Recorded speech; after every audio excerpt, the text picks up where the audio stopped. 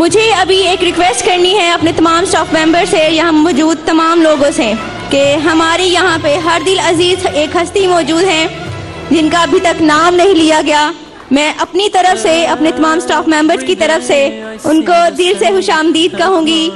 Please put your hands together for our dearest ma'am Ismat.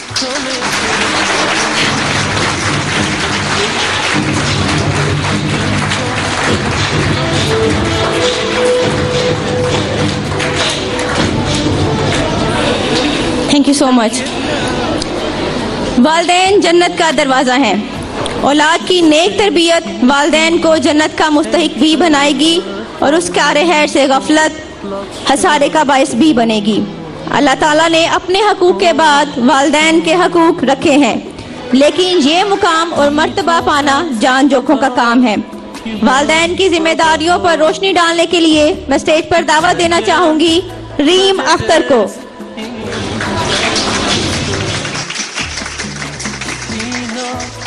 Children, their hands he'd hold and taught his followers. نحمده ونصلي على رسوله الكريم اما بعد فاعوذ بالله من الشیطان الرجیم بسم اللہ الرحمن الرحیم. جناب صدر اور معزز سامعین، السلام علیکم ورحمۃ اللہ وبرکاتہ. مجھے آج جس موضوع پہ لب گشائی کا موقع دیا گیا ہے اس کا عنوان ہے والدین کی ذمہ داریاں. توحید کا اس ملک میں کچھ پاس نہیں ہے، توحید کا اس ملک میں کچھ پاس نہیں ہے، سنت کا یہاں کسی کو احساس نہیں ہے. اولاد والدین کے لیے زندگی کی قیمتی ترین متاع ہے. والدین کی زندگی کی ساری دلکشی اور رعنائی اولاد کے دم قدم سے ہے. اولاد زندگی میں بہاروں کی نوید ہے. تمام طرح سے امیدیں اولاد سے ہی وابستہ کی جاتی ہیں. دنیاوی زندگی کی زینت، معاشرتی قوت و طاقت کی علامت یہ اولاد ہی ہے. وہی اولاد جس کے لیے انسان ظاہری زندگی تک اردو کرتا ہے. اگر اسی کی تربیت اس نے اسلامی حدود پر نہ کی تو یہی اولاد اس کے لیے وبال جان ثابت ہوگی. گویا اولاد انسان کو اللہ کی طرف سے ملا ہوا بہترین تحفہ اور انعام ہے. اگر یہ انسان کی آنکھوں کی ٹھنڈک ہے تو ماں باپ کے پاس اللہ کی رکھی امانت بھی ہے جس کے بارے میں انسان سے باز پرس ہوگی. ارشاد باری تعالیٰ ہے یا ایھا الذین آمنوا قوا انفسکم واہلکم نارا وقودھا الناس والحجارہ. اے ایمان والو، اپنے آپ اور اپنے گھر والوں کو جہنم کی آگ سے بچاؤ جس کا ایندھن انسان اور پتھر ہے.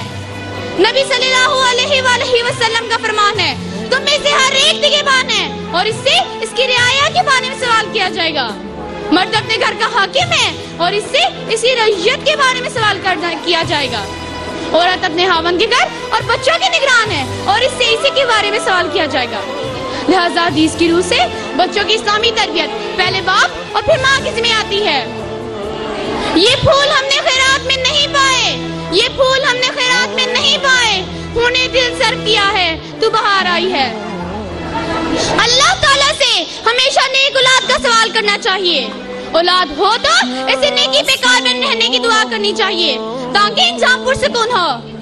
ربنا هب لنا من ازواجنا ذریاتنا قرۃ اعین واجعلنا للمتقین اماما. اے ہمارے پروردگار، ہم کو ہماری بیویوں کی طرف سے اور اولاد کی طرف سے آنکھوں کی ٹھنڈک عطا فرما اور ہمیں پرہیزگاروں کا امام بنا. اولاد کا والدین کے اوپر سب سے بڑا حق یہ ہے کہ انہیں جینے کا حق دیا جائے. فقر کے ڈر سے اپنی اولاد کو قتل نہ کر دیا جائے، یعنی ان کے جسم و روح کی حفاظت کی جائے.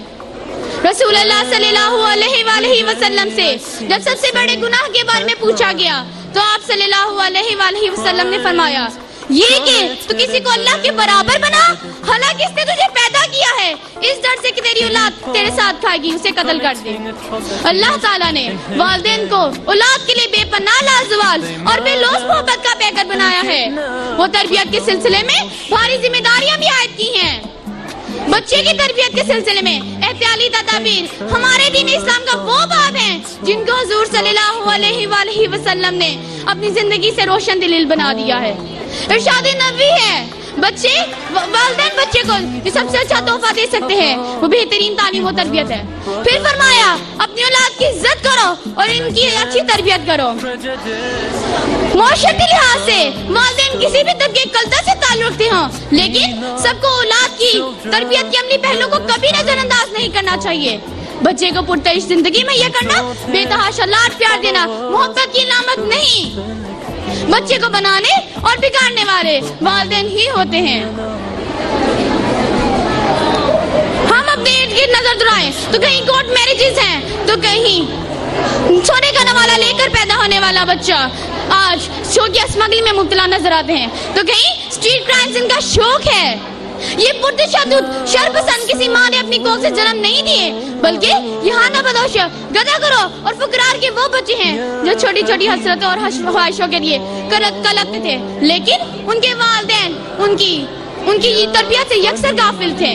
وہ لا تعلق رہے اور گردش زمانہ نے انہیں کبھی منشیات کی عادی بنا کر فٹ پاتھوں پہ ڈال دیا، تو کچھ کفار کے اعلیٰ کار بن گئے، کچھ مجرم بن گئے، صلاحوں کے پیچھے چلے گئے، تو کچھ ارادی اداروں کی زینت بن گئے۔